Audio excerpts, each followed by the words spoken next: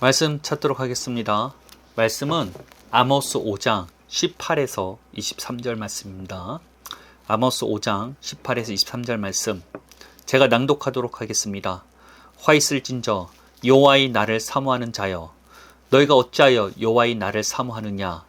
그날은 어둠이요 빛이 아니라 마치 사자를 피하다가 곰을 만나거나 혹은 집에 들어가서 손을 벽에 대었다가 뱀에게 물린 같도다.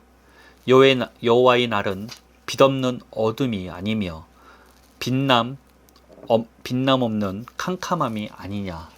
내가 너희 절기들을 미워하여 멸시하며 너희 성회들을 기뻐하지 아니하나니, 너희가 내게 번제나 소제를 드릴지라도 내가 받지 아니할 것이요 너희의 살찐 희생의 화목제도 내가 돌아보지 아니하리라. 내 노래소리를 내 앞에서 그칠지어다. 내 비파 소리도 내가 듣지 아니하리라. 아멘. 오늘 선포하고자 하는 말씀은 천국 소망이 이루어지려면 이라는 제목으로 말씀을 나누어 보고자 합니다. 오늘 말씀은 굉장히 의아하게 들릴지 모르겠습니다. 왜냐하면 하나님께서 화 있을진저 여호와의 날을 사모하는 자여라고 말씀이 시작하기 때문입니다.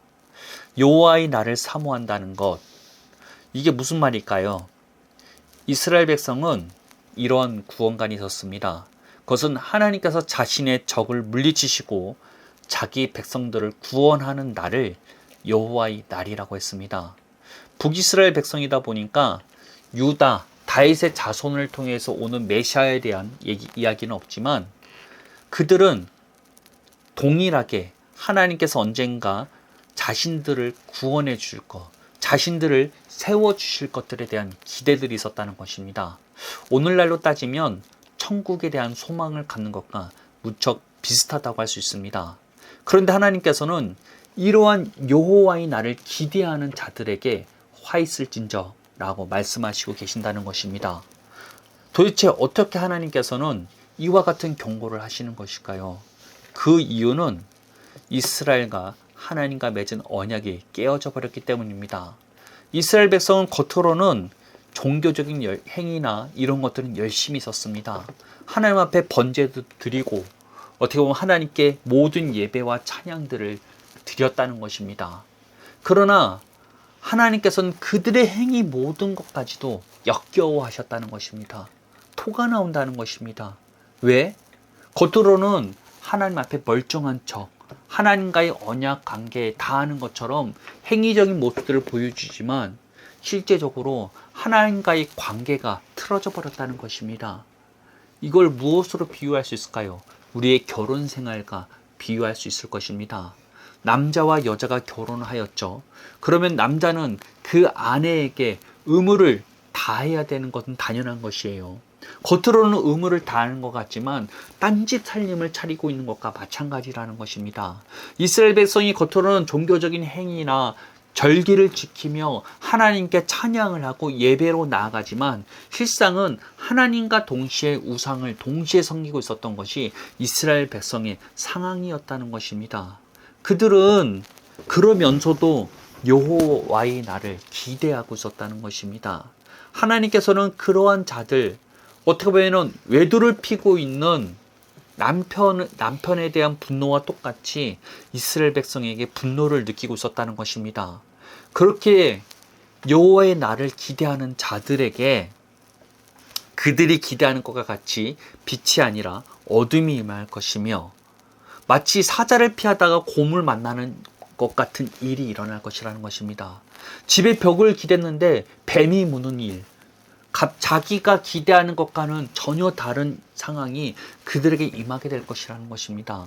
언약에서 벗어난 백성들에게는 그들이 기다리는 구원이 아닌 심판이 임하게 될 것이라는 것입니다. 오늘날 예수 믿는 사람들도 천국 소망을 가지고 있죠. 언젠간 내가 죽게 되면 주님의 나라에 가게 될 것이라는 소망을 가지고 있다는 것입니다. 그러나 우리 역시도 하나님과 맺은 언약 안에 있지 않는다면 우리에게 기다려지는 건 구원과 소망이 아닌 심판이 임하게 될 것이라는 것입니다. 하나님께서는 온전한 언약 가운데 들어가지 않는 자들의 예배와 종교적인 행위를 역겨워하신다는 것입니다. 하나님께서 율법을 이스라엘 백성에게 허락하시고 이 율법을 행함으로써 언약을 유지시키려는 목적이 무엇입니까? 이스라엘과 언약을 맺고 그 언약의 조건인 율법을 행하라고 말씀을 허락하신 이유는 하나님과의 관계 개선을 위해서라는 것입니다. 그 목적 자체가 하나님과의 사랑, 하나님과의 그 사랑 가운데서 관계가 풍성해지는 것을 바라는 것이 하나님의 진짜 목적이었다는 것입니다. 그러나 이스라엘 백성은 이런 하나님과의 관계가 발전되기는커녕 종교적인 행위로만 하나님 앞에 나아갔다는 것입니다. 그들은 안식일이 지나야 자신이 거둔 식량을 팔 텐데 이러한 생각들밖에 없었다는 것입니다. 하나님과의 관계가 주님 안에서 점점 커져서 주님을 신뢰하고 사랑하고 무슨 일이 일어나면 하나님께 의탁하고 의뢰하는 이 정도의 신앙을 하나님께서는 바라시는데 그들은 종교적인 행위는 다 하지만 어려운 일이 있고 힘든 일이 갑작스러운 일이 일어나면 하나님이 아니라 다른 신을 찾았다는 것입니다. 자기 머리를 굴리고 세상에 강한 나라에가 어떻게 하면 줄을 서면 여기서 벗어날 수 있을까? 이러한 머리만 굴렸다는 것입니다. 그런 백성들에게 하나님께서 역겨워하신다는 것입니다. 그들의 예배를 받지 않으시겠다는 것입니다. 그들의 찬양이 하나님께 기쁨으로 다가오지 않는다는 것입니다. 오늘날 우리들은 하나님과 새 언약을 맺었죠. 우리들과 하나님과의 관계를 한번 생각해 봐야 된다는 것입니다. 우리는 예수 그리스도를 통해서 하나님과 언약 관계 안에 들어갔죠. 그렇다면 그 언약 관계, 언약을 허락하신 하나님의 목적대로 우리와 하나님과의 관계가 점점 풍성해지고 발전돼 나가져야 된다는 것입니다. 그러나 이러한 것 없이 내가 교회 열심히 다니고 신앙생활 열심히 하니까 천국에 가는 것은 따놓은 당상이라고 착각하는 것은 큰 위험이라는 것입니다. 하나님과의 언약 관계 안에서 하나님과의 사랑 관계 안으로 발전되어 가지도 못하면서 종교적인 행위를 한다고 봉사 열심히 한다고 천국이 따놓은 당상이라는 것은 오늘날 말씀과 같은 철퇴가 우리에게 기다려져 있다는 것입니다. 하나님께서는 그러한 자들에게 빛이 아니요 어둠이며 심판이 그들을 기다리고 있다는 것입니다. 특히 우리들은 구언약의 백성들보다 더욱더 높은 기준을 갖고 계세요. 왜냐하면 예수 그리스도를 통해서 우리의 죄가 해결되었기 때문입니다. 우리의 죄가 해결되면 어떤 일이 일어날까요? 하나님과 원수되었던 우리의 관계가 화목되어진다는 것입니다. 하나님과 교통할 수 있는 길이 열린 것이에요. 뿐만 아니라 우리에게 성령을 허락하심으로써 하나님과 직접적인 교통을 할 수 있는 길을 열어주셨습니다. 요엘 선지자는 2장 28절에 이런 예언을 했죠. 그 후에 내가 내 영을 만민에게 부어주리니 너희 자녀들이 장래일을 말할 것이며 너희 늙은이는 꿈을 꾸며 너희 젊은이는 이상을 볼 것이며 새 영을 받게 되는 새 언약을 맺는 자들은 과거 선지자들과 같이 하나님과 교통할 수 있는 시기가 된다는 것입니다. 이것은 특별한 사람들, 기도 10시간 하는 사람들에게만 이루어지는 것이 아니라 모든 믿는 사람들에게 이루어지는 것이라는 것입니다. 즉 우리는 새 언약을 통해서 하나님과의 관계가 개선되었을 뿐만 아니라 하나님과 교통할 수 있는 능력 또한 성령을 통해서 받게 되었다는 것입니다. 이 사실을 믿는 자들은 하나님의 인도함을 받는 게 너무나 당연한 수순이라는 거예요. 하나님께서는 우리에게 이런 종교적인 행위, 교회 나와서 단순하게 봉사 열심히 하고 11조 열심히 하고 이런 걸 원하시는 게 아니에요. 진짜 하나님께서 우리에게 바라시는 건 사랑이라는 것입니다. 진짜 하나님께서 우리에게 바라는 것은 관계라는 것이에요. 하나님과 아버지 사이 가운데서 계속해서 발전되어져 가는 그 사랑과 관계성을 바라시는 게 하나님의 진짜 목적이라는 것입니다. 예수님께서 피 흘려 가시면서까지 우리에게 이러한 기회를 허락하신 것은 단순히 우리가 예수 믿고 천국 가는 것이 아닌 이 땅 가운데서 하나님의 인도함을 받는 것이 진짜 하나님의 목적이라는 것입니다. 여러분, 예수님께서 이 땅 가운데 오셔서 처음 선포하셨던 복음에 대해서 생각해 봅시다. 예수님께서는 회개하라 천국이 가까이 왔느니라 라고 말씀하셨어요. 즉 예수님의 사역을 통해 이 땅 가운데 하나님의 나라가 임하게 될 것이란 것입니다. 그런데 우리가 보기에 그런 천국이나 이런 것이 보이나요? 절대 그렇지 않아요. 예수님께서 말하는 하나님의 나라, 천국은 이 땅 가운데서 하나님께서 우리를 통치하시겠다는 것이에요. 하나님께서 직접 우리를 인도하시겠다는 것이에요. 이런 인도한 가운데 하나님의 통치 가운데 사는 자들이 하나님 나라에 있는 것이며, 이 하나님 나라에서 하나님의 인도함을 받고 있는 자들이 죽게 되면 가는 곳이 천국이라는 것입니다. 예수 믿고 교회 생활 열심히 한다 해서 하나님과의 관계 가운데서 하나님의 인도함을 받지 못하면 천국에 갈 수 없다는 것이에요. 믿음이라는 것을 우리는 너무나 단순화시켰습니다. 믿음은 단순히 예수님을 인정하는 수준이 아니라는 것입니다. 믿음은 하나님과의 관계 가운데서 이루어지는 것이에요. 사람과 사람이 만나면 우리가 언제 믿음이 생기나요? 이 사람에 대해서. 그 사람에 대해서 겪어보게 되면서 믿음이라는 것이 생기게 되는 것이라는 것입니다. 우리의 믿음도 이와 같이 성장하게 되어 있다는 것이에요. 하나님과 교제하며 하나님께서 나를 위해서 희생하시고 나를 사랑하시고 계신다는 것을 우리가 날마다 경험할 때마다 우리의 믿음은 성장하게 되어 있다는 것입니다. 하나님께서 바라는 믿음은 여기라는 것이에요. 그런데 오늘날 놀랍게도 하나님의 음성을 듣는 자들까지도 지옥이 문턱에 있는 자들이 있다는 것입니다. 그들은 하나님의 음성을 듣는다고 하지만 놀랍게도 새 언약의 조건대로 살고 있지 않아요. 새 언약이 유지되는 조건은 여러분, 우리가 말씀을 지키고 우리가 하나님 뜻대로 살기 위해서 내가 노력하는 삶이 아니라는 것이에요.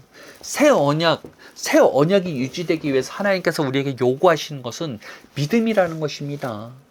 그런데 놀랍게도 하나님의 음성을 듣고 은사를 체험하고 경험했음에도 불구하고 자기 노력으로 신앙하려고 하는 자들이 있다는 것입니다. 자기가 하려고 하고 자기가 하나님 뜻대로 살려고 노력하지만 실상은 하나님의 인도함이 아닌 악한 영의 인도함을 받는 자들이 많다는 것입니다. 그런 자들이 오늘날 교회 안에 대다수예요. 그런 목사님들이 너무나 많다는 것입니다. 그런 목사님들 밑에서 말씀을 듣고 성장하는 자들이 동일한 악한 영에 붙잡힘을 받는 것이에요. 종교의 영에 붙잡힘을 당한다는 것입니다. 여러분, 내가 하나님의 음성을 듣고 있다고 다 되는 것이 아니에요. 내가 정말로 언약의 조건대로 내가 믿음으로 날마다 살아가는지를 살펴봐야 된다는 것입니다. 믿음이란 아까 관계라고 말했죠. 근데 믿음은 너무나 광범위해요. 단순하게 믿음은 이것이다 말할 수 없다는 것입니다. 즉 여기서 말하는 믿음은 하나님의 약속대로 생각하고 의식까지 새롭게 되는 것이 필요하다는 것이에요. 하나님의 말씀이 말씀대로 우리가 생각하는 것까지 나가야 된다는 것입니다. 이러한 믿음을 소유할 때 우리가 말씀을 지키는 것이 아니라 이 믿음을 통해서 하나님의 뜻대로 사는 것을 경험하게 된다는 것입니다. 새 언약은 단순하게 우리가 예수 믿고 천국 가는 것을 약속하지 않았어요. 이 땅 가운데서 하나님의 대리자로서 회복할 수 있는 길을 열어준 게 새 언약이라는 것입니다. 과거 타락하기 전에 아담과 같이 하나님과 교제하고 교통하며 타락하기 전에 아담과 같이 하나님을 이 땅 가운데서 나타나게 하는 삶을 살게 하는 것이 복음의 목표라는 것이에요. 우리가 약속을 믿고 믿음으로 반응할 때마다 하나님의 뜻대로 우리가 거룩해지며 변화되는 것이 가능해진다는 것입니다. 그런데 이러한 조건을 알지 못한 채 구 언약의 조건처럼 내가 노력하고 내가 말씀을 지키려고 하다 보면 이것은 악한 영의 인도함을 받을 수밖에 없다는 것이에요. 이 사람들의 특징은 판단과 정죄가 입에서 끊이지 않는다는 것이에요. 자기가 심판자가 되어서 다른 사람들을 판단하고 정죄하는 게 자연스럽다는 것입니다. 여러분, 하나님의 음성을 듣는다고 다 되는 게 아니에요. 말씀대로 내가 믿음으로 반응하지 못한다면, 날마다 믿음을 사용하는 것을 깨닫지 못한다면 여러분은 스스로 심판자가 되어서 다른 사람을 정죄하고 판단하는 일에 있다는 것입니다. 여러분의 신앙은 어떠합니까? 다른 사람을 심판하고 판단하는 자입니까? 아니면 하나님의 말씀대로 생각함으로써 심판과 판단을 주님께 맡겨놓는 자입니까? 여러분이 정말로 이 천국을 소망하는 그 길에, 이 천국길로, 이 좁은 길로 걷고 있는지를 스스로 점검해야 된다는 것입니다. 첫 번째, 내가 하나님의 음성을 듣고 있는지, 하나님의 인도함을 받고 있는지를 살펴보시기 바랍니다. 두 번째, 내가 정말로 하나님의 음성을 듣고 하나님의 인도함을 받고 있다면 내가 진짜 언약의 조건이 무엇인지를 깨닫고 있는지를 살펴봐야 된다는 것입니다. 내가 진짜로 하나님의 말씀대로 생각하고 하나님의 말씀대로 행하는 자인지, 이거는 단순히 말씀을 지키는 상관은 다르다는 거예요. 우리가 하나님의 말씀이 우리가 하나님의 자녀라고 말하고 있다면 하나님의 자녀로서 이 세상을 바라보아야 된다는 것입니다. 우리가 정말로 예수 그리스도를 통해서 죄에서 자유함을 받다면 죄에서 자유함을 받은 자로서 이 땅을 살아가야 된다는 것입니다. 말씀대로 생각하고 그 말씀이 내 의식까지 변화시키는 자들만이 이 땅 가운데서 하나님의 자녀로서 살아가는 것이에요. 이것은 예수님께서 이 땅에서 사시는 것과 마찬가지라는 것입니다. 비록 예수님께서는 육체를 입고 있고 이 땅 가운데 걸으셨지만 완전한 하늘의 사고방식으로 사셨어요. 하늘에서 주시는, 하늘에서 사셨던 사고방식으로 이 땅 가운데서 말하고 행동하셨다는 것입니다. 그와 같이 우리 역시 하늘의 사고방식으로 살아야 된다는 거예요. 우리는 예수 그리스도를 통해서 영원한 나와 연결되었다는 것입니다. 영원한 하나님의 자녀로서의 약속이 주어졌다는 것입니다. 그렇다면 우리는 이러한 영원한 나로서 살아가야 된다는 거예요. 새로운 피조물로서 살아가야 된다는 것입니다. 하나님의 자녀로서 살아가야 된다는 것입니다. 여러분은 누구로 살아갑니까? 우리는 예수 그리스도를 통해서 이미 십자가에 못 박혀 죽음을 당한 자라는 거예요. 자기를 부인하고 약속대로 생각하고 약속대로 살아가는 것이 진짜 우리에게 요구되는 믿음의 선한 싸움이라는 것입니다. 당장 환경과 상황은 우리를 압박하죠. 당장 내 안에서 올라오는 내 자신은 굉장히 악하고 너무나 보잘것없습니다. 하나님과 관계가 없어요. 그러한 나 자신까지도 부인하면서 하나님의 약속대로 살아야 된다는 것입니다. 그런 자들에게 새 언약의 약속이 우리의 삶 가운데 성취되는 것이에요. 말씀대로 살아가는 삶이 되는 거예요. 진짜 말씀이 요구하는 삶이란 하나님과의 관계 안에 들어가는 것이에요. 하나님과 사랑 관계 가운데서 주님의 인도함을 받고 하나님의 뜻을 나타내는 것이 진짜 말씀대로 사는 삶이라는 것입니다. 여러분의 삶은 어떠합니까? 교회를 다니고 형식적으로는 교인이라는 모습을 갖고 있지만 하나님과의 교통이 있습니까? 하나님의 음성을 듣는다고 주장하지만 진짜 말씀대로 생각하고 말씀대로 그 의식까지 새롭게 되었습니까? 이것을 경험하지 못한다면 이스라엘 백성이 하나님께 들었던 그 꾸지람이 여러분에게도 임하게 된다는 것입니다. 여러분들이 천국을 소망하며 하나님께서 허락하시는 이러한 소망들을 갖고 있지만 빛이 아니요 어둠이 여러분들을 기다리고 있다는 것입니다. 믿음이 무엇인지 깨달으시길 바랍니다. 하나님의 약속은 단순하게 예수 믿고 천국 가는 수준이 아니라는 거예요. 이 땅 가운데서 하나님의 대리자로서의 회복을 말하고 있다는 것입니다. 그러려면 당연히 하나님의 음성을 듣고 하나님의 인도함을 받는 건 당연한 것이에요.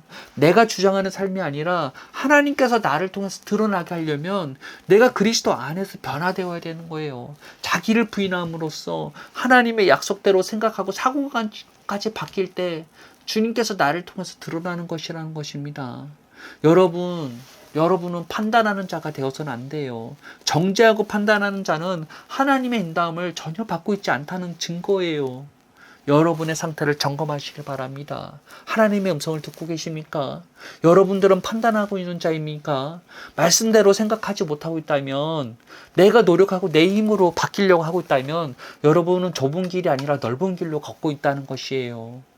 좁은 문, 좁은 길을 찾아가시길 바랍니다. 우리에게 허락하신 약속을 누릴 줄 아는 자가 되어야 한다는 것이에요. 말씀대로 생각하고 말씀대로 의식까지 새롭게 되는 삶을 살아야 하나님의 음성이 자연스럽게 들려오는 거예요. 하나님의 음성이라고 해서 우리는 자꾸 귀로 들리는 음성만 생각합니다. 그러나 하나님께서는 우리의 삶 가운데 여러 가지 방법으로 말씀하시고 계세요.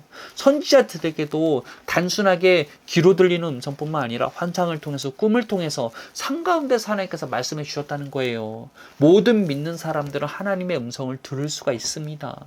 모든 믿는 사람들은 하나님의 인도함을 받을 수가 있어요. 양이 목자의 음성을 구분하는 것처럼 우리 역시 목자의 음성을 들을 수 있다는 것입니다. 말씀을 읽을 때 깨달아지는 거 우연이 아니에요. 여러분 일상생활을 살아가면서 내 안에서 알아지는 것들, 깨달아지는 것들, 뭔가 이질적인 생각들, 이것이 하나님이 주는 생각들과 음성이라는 것입니다. 이러한 인도함을 우리가 꾸준히 받고 하나님의 음성이 무엇인지 알아가면 알아갈수록 우리는 더욱더 많은 채널 가운데서 하나님께서 말씀하시는 것들을 발견하고 경험하게 될 것이라는 것입니다. 마음을 여시길 바랍니다. 우리에게 하나님의 음성을 듣는 건 우리에게 주어진 약속이며 우리에게 주어진 하나님의 유업이라는 것입니다. 이것을 날마다 발전해 시켜 나가며 자기를 부인하고 하나님의 약속으로 자기를 주장할 때 우리는 이 땅 가운데서 하나님의 나라 안에서의 삶을 경험하게 될 것입니다. 이 땅 가운데서 천국을 경험하시길 바랍니다. 지금 여기서 하나님의 나라의 인도함을 받으시길 바랍니다. 하나님의 통치 안에 있는 자만이 천국에 갈 수 있는 것입니다. 이 땅 가운데서 종교행을 아무리 열심히 해도 하나님의 통치 안에 거하지 못한다면 여러분 진짜 말씀대로 빛이 아닌 어둠이 여러분을 기다릴 수밖에 없다는 것입니다. 이것이 무엇인지를 깨닫는 여러분들 되시기를 예수님의 이름으로 축복하겠습니다. 기도하겠습니다. 하나님 감사합니다. 우리에게 허락하신 은혜가 얼마나 큰지요. 주님께서는 우리를 통해서 하나님의 대리자로서 세우시고자 하십니다. 우리는 이 땅 가운데 선지자요, 어떻게 보면 선교사로서 부르심을 받았습니다. 우리가 가는 곳이 하나님의 부르심을 받은 것이라는 것을 깨닫기를 원합니다. 하나님, 우리가 날마다 자기를 부인함으로써 주님께 나아가오니 말씀대로 생각하고 말씀대로 믿음으로 나아가오니 우리의 삶 가운데 하나님 자신의 뜻을 나타내 주옵소서. 하나님 땅 가운데서 하나님의 음성을 듣지 못하며 하나님의 인도함을 받지 못하는 자들에게 주님께서 열어주신 길이 무엇인지를 깨닫는 영을 허락하여 주옵소서. 모두가 하나님의 음성을 듣고 모두가 말씀대로 믿음으로 하나님의 나라를 경험할 수 있는 자들 되기 원합니다. 늘 함께 하시며 동행하여 주시는 주님을 바라보며 예수님의 이름으로 기도합니다. 아멘.